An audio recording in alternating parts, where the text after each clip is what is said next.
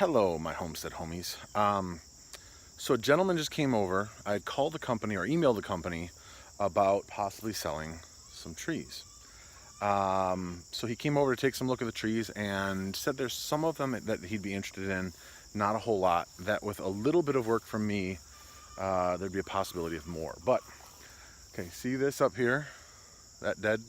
That is what is called white pine weevil, I think he said. And they lay their eggs in the top. And if I can see an exit hole, I'll show you.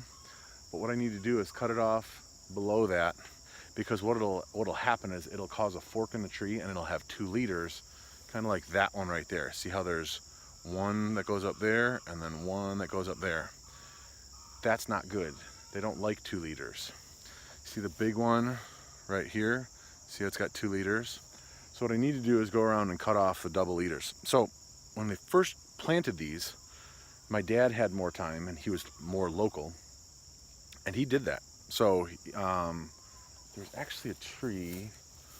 Let's see if I can find it. There was a tree over here where you could see where the double leader had been cut off. Yeah, that's this one. I don't know if you can see. It had been cut off and it kind of goes whoop over this way. Here it goes whoop, and then it goes up, and then it goes whoop back this way and up. So he said some of these would be of interest to them. I had taken him to show him some of the trees over on that side of the property, because for whatever reason, that side of the property over there, all along there, over to here, the trees have grown a heck of a lot faster. These trees right here are the same age as those trees over there, but those ones are like 12, 14 feet tall, whereas these ones are 8, 10. And it's funny because like I call a tree 10 or 12 or 14 feet tall when the very tippy top gets to that height. Well, he's like, yeah, you know, this one that I would consider a 12 footer is more like a 9 because they don't include that top growth from that year. So gave me some things to think about, some things to do. There's also, they don't buy any Colorado blues, which is fine. We didn't plant a whole lot of them. You can kind of see the lighter green ones like that one, and then the darker green ones like that. So the darker green ones are the Norway spruce. The Colorado blues, there's a disease called needle cast where they just start to lose all their needles on the bottom up. Knock on wood, so far we haven't had any needle cast here. And in fact, he was like, yeah, that was really weird. I didn't see any needle cast on any of your Colorado blues. I said, yeah, I guess we're just lucky. So he had said, if, we do some work, he said there's, maybe 5 to 10 trees that they'd be interested in now. So if he has customers that are looking for what we have, he'll give me a call.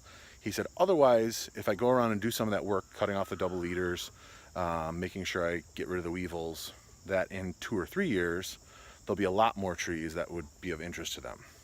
So I've also got to figure out what I want to do with that pasture over there. It's not a pasture, but it's a field that I could make into a pasture, or I could possibly plant trees. And kind of what he said was, he's like, if it were me, he saw the 6 kids. He was like, I would probably plant some like half and half, Fraser firs and Norway spruce. He said Norway spruce are great for landscape trees. The other thing he said is you've got to keep the grass cut down around them, because if the grass comes up and messes with the bottom branches, people aren't going to want them, because then they're going to be in a landscape and the grass is going to be cut around them. Fraser firs, he said you can just plant them and let them go, because he said shape them so they look like a Christmas tree, but he'd sell them as cut Christmas trees. Put an ad on Craigslist come November, and people will come and give you lots of money for these trees, and if the grass grows up around them, you just cut them off a little bit higher, no big deal. So I'm gonna decide if I've got time for that. I don't know if I do, but as Aquaman and Cowboy are getting a little bit older, that's something that they could possibly help out with too, to make a couple dollars. So we'll see. Right now, I'm gonna go feed the pigs, but I wanted to tell you guys about the tree stuff, if you guys have any interest in that. And the other thing that I'm trying to figure out is over here, he said, well, this tree is kind of growing into this tree, and the one tree that you might want could be, being grown into by another tree. So I've got a way, so he said, you know, to me that would be firewood. I'd cut it down so I'd have the other tree have plenty of room to grow.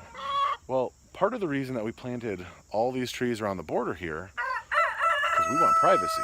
So I have to weigh the goal of privacy versus the possibility of selling trees, making a sale on trees.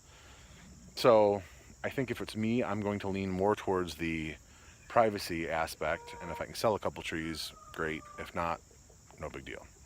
Anyway, thanks so much for watching. I'll see you guys in the next one.